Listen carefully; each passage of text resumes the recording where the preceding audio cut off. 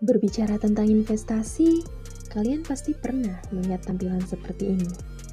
Ya, ini adalah salah satu aplikasi yang digunakan investor untuk memantau transaksi jual beli saham. Lalu, apa sih investasi itu? Nah, berinvestasi itu seperti menanam pohon sejak dari proses menanam benih, memupuk, merawat, dan mengawasi. Tidak lupa juga mendoakan agar pohon yang ditanam berbuah banyak.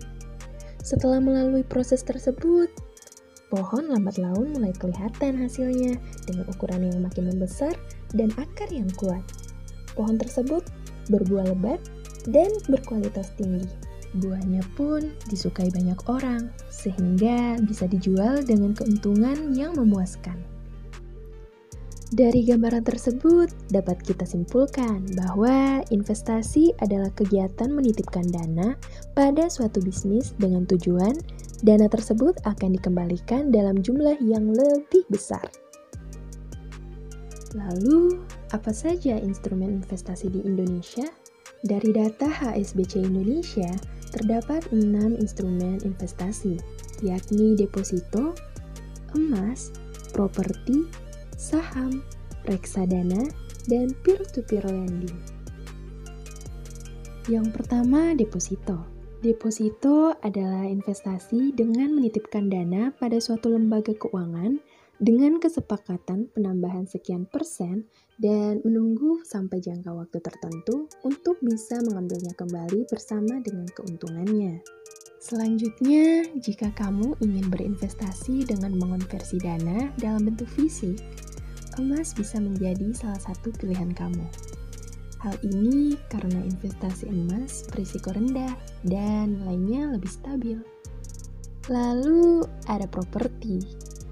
Nah, instrumen yang satu ini juga sama seperti instrumen sebelumnya, yaitu dengan mengonversi dana dalam bentuk fisik seperti rumah atau bangunan sejenisnya. Namun, investasi properti memerlukan biaya perawatan dan seringkali membutuhkan jangka waktu yang cukup panjang untuk mendapatkan keuntungan. Kemudian, saham.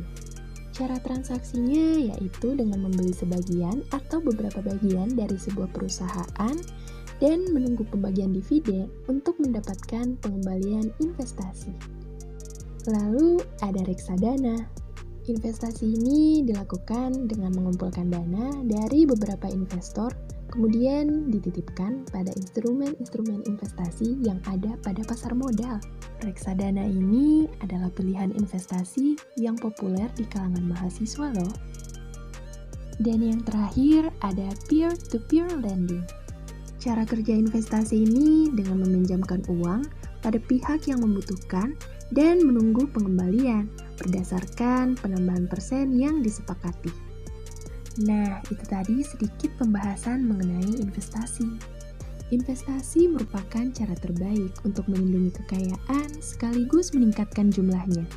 Namun, sebelum mulai berinvestasi, kamu harus menentukan tujuan dari investasi itu sendiri dan memahami profil risiko kamu ya. Terima kasih.